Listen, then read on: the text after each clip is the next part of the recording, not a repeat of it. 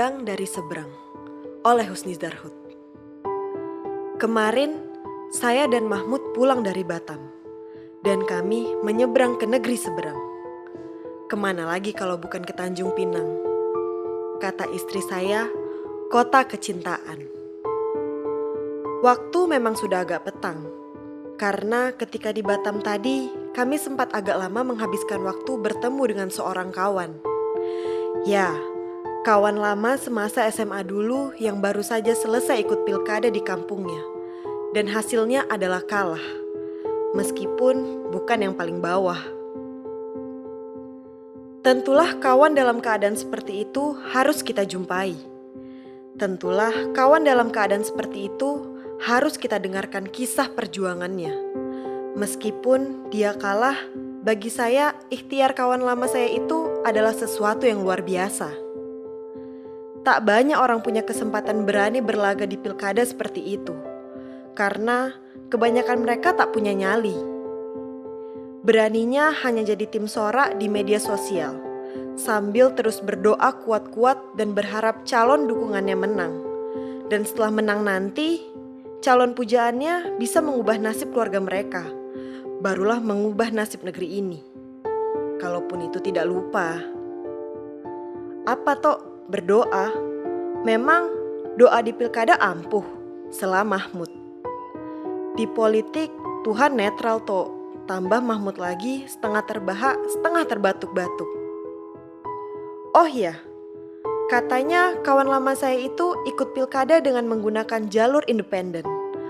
Wah, bagi saya itu adalah pilihan yang berani. Artinya dia juga berani menolak riuh rendah tawaran dari partai yang biasanya begitu gemulai dan aduhai. Kawan saya Mahmud yang duduk di sebelah jendela kapal feri yang membawa kami itu tampak mulai gelisah. Ada apa gerangan? Sebagai nelayan dan juga pelaut handal, menurut Mahmud kapal yang kami tumpangi ini agak lambat jalannya. Itu pertanda kami lebih lama di kapal. Karena itulah Mahmud mulai mencari kesibukan. Dia sempat membuka Google Map sekedar ingin menunjukkan kepada saya penampakan pulau-pulau di sekeliling kami yang sedang kami lintasi sambil membayangkan disinilah mungkin keberadaan jembatan Batam Bintan. Jembatan megah sesuai janji para calon kemarin yang nanti berada di lintasan selatan kami ini. Jangan-jangan hanya jadi lintasan politik saja, tukas Mahmud sambil melihat keluar jendela. Kena bohong sekampung itu namanya, balas saya. Mahmud kawan saya itu nampak termenung lama. Seperti menung kawan lama saya yang kalah di pilkada di kampungnya itu tadi. Dia bilang, dia kalah karena lawannya menabur uang dan menabur janji. Juga jual bohong sana sini. Mendengar itu, Mahmud langsung memintasnya. Politik sekarang ini memang harus main uang, berjanji, dan banyak bohong. Masalahnya, kita tak punya banyak uang, lupa mengarang, dan tak punya banyak bahan untuk berbohong. Ujar Mahmud sambil menyodorkan sebuah buku berjudul Pembohong yang Dipercaya. Buku saya yang baru diterbitkan kemarin. Belajarlah menjadi seperti judul buku ini, yakin awak akan jadi nanti. Masih Mahmud lagi. Jadi, jangan dimenungkan sangat. Buat bergembira saja, karena pilkada itu sebuah pesta, dan setiap pesta itu banyak kenangan di dalamnya. Dan di balik kenangan itu tentulah juga banyak sampah yang ditinggalkan. Karena itu, kalau ingin mengenangnya, kenanglah dari sekarang. Karena sebentar lagi setelah kenangan itu habis, yang ada hanya tinggallah sampah saja. Masih Mahmud nadanya seperti lagi berceramah. Kalau mau bersorak, teriaklah sekuatnya, tapi jangan hina mereka yang kalah atau para pendukungnya, karena begitulah lazimnya pertandingan. Pasti ada yang menang dan juga ada yang kalah. Hari ini mungkin kita menang, kita berpesta. Besok mungkin saja giliran kita kalah. Kita hanya bisa pasrah. Atau kemarin kita malah pernah lebih dulu kalah dan hari ini kita menang. Maka bersyukurlah. ucap seorang kawan lain di dalam kapal yang juga bersama kami. Oh ya, kami sebenarnya bertiga. Saya, Mahmud, dan satu lagi kawan yang lain yang baru saja bicara tentang menang dan kalah itu. Saya pikir kawan saya ini sudah dewasa dalam berpolitik. Dia matang menghadapi kekalahan, karena saya tahu betul jalan hidupnya dia tak pernah sekalipun menang. Sudah berapa kali dia mencoba berjuang, tapi selalu saja gagal. Dia juga tak menyalahkan siapa-siapa, karena dia misalnya berbeda agama dengan saya, dan baginya kalah ya kalah, itu saja.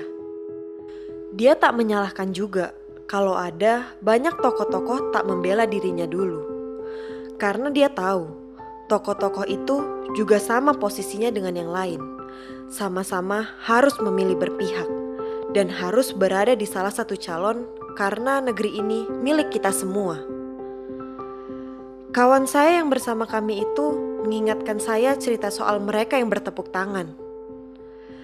Masih ingat ketika ada yang mendapat durian runtuh, jabatan menjadi orang nomor 1 dulu.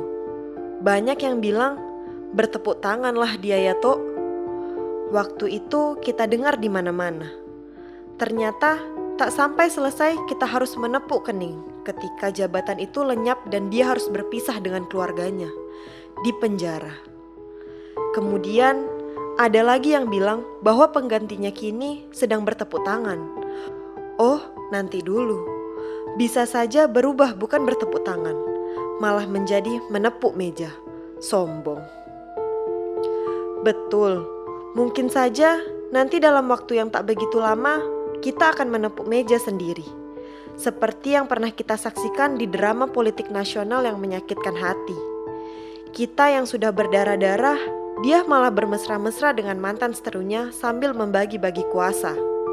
Sampuk Mahmud kini agak tinggi nadanya. Saya tahu akan cerita Mahmud itu, dan saya sendiri pun pernah mengalaminya juga. Kita yang kemana-mana jalan berdua, kita yang bertahun-tahun pacaran, sampai pada waktunya dengan orang lain dia ke pelaminan. Mahmud menoleh dengan tangkas ke arah saya. Matanya menghardik. Lalu saya harus menjelaskan kepadanya bahwa itu hanya sebuah kiasan saja. Tak ada cerita lain di sebalik itu. Sungguh, saya tak bohong. Takut-takut nanti malah jadi fitnah pula kalau saya pernah ditinggal nikah oleh pacar saya. Kalau saja kisah ini diketahui oleh istri saya, alamat kena gugat ke MK. MK itu bukan Mahkamah Konstitusi, tapi majelis kopi. Nanti tak dibuatkan kopi saya seminggu. Sudah 1 jam kami berlayar ke Tanjung Pinang. Masih jauh seharusnya. Jam segini kita sudah memasuki perairan Pulau Paku. Saya perkirakan 1 jam lebih 20 menit kita baru merapat. Beginilah nasib terpilih dengan kapal yang lambat. Semoga kita tak sedang terpilih dengan yang lambat juga. Mega proyek Gurindam sudah mulai nampak samar-samar. Saya membayangkan dari seberang, orang penyengat melihat begitu sombongnya Tanjung Pinang, menghabiskan 0,5 triliun hanya untuk bersolek. Sedang penyengat untuk hidup sehat harus bertungkus lumus mengumpulkan kekuatan. Kawan saya yang satu lagi yang bersama kami itu tiba mengajak kami berdua memandang ke arah Pulau Penyengat. Kalau pendapat saya secara pribadi, saya tak setuju rumah-rumah di Pulau Penyengat itu dicat berwarna kuning. Biarkanlah hanya Masjid Raya Sultan itu saja yang berwarna kuning, sehingga ia terlihat berwibawa. Mungkin rumah-rumah yang lain berwarna putih, sehingga seperti telur mata sapi bentuknya. Dia menutup kalimatnya dengan maaf ya. Wow, saya baru tersadar. Saya pikir mungkin kawan saya itu sudah lama ingin menyampaikan pendapatnya itu, tapi dia takut karena ada arti lain dalam warna kuning. Soal masjid dan sejarah. Saya dan Mahmud saling berpandang-pandang. Rasanya masuk akal juga pikiran kawan saya yang satu itu. Kalau kita pandang Pulau Penyengat dari seberang, sekarang yang terlihat hanya warna kuning semua. Apakah kemarin tak dibahas akan hal itu? Atau mungkin juga sudah dibahas, tapi ada pertimbangan lain yang akhirnya semua memilih kuning yang akan mewarnai pulau bersejarah itu. Hebat dalam pikir saya.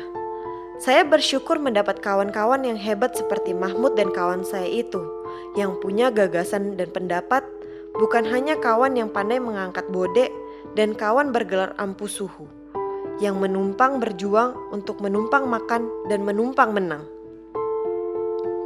Kita perlukan kawan yang berani turun ke gelanggang seorang diri, meskipun kalah. Bukan hanya berani kalau beramai-ramai, dan ketika disuruh bertarung sendiri, malah tak ada darah. Sampai juga akhirnya kami di Tanjung Pinang. Sekali lagi, saya pandang ke seberang pulau penyengat itu. Ada banyak cerita di sana yang pernah terjadi di tahun 1911 dan mungkin saja bisa akan terjadi lagi. Sejarah bisa berulang dan itu akan terjadi pada kalian yang sedang bersorak-sorai hari ini. Belajarlah dari sejarah. Kita memang harus temberang, jangan lagi tertunduk-tunduk. Kalau negeri diusik orang, jangan merajuk tapi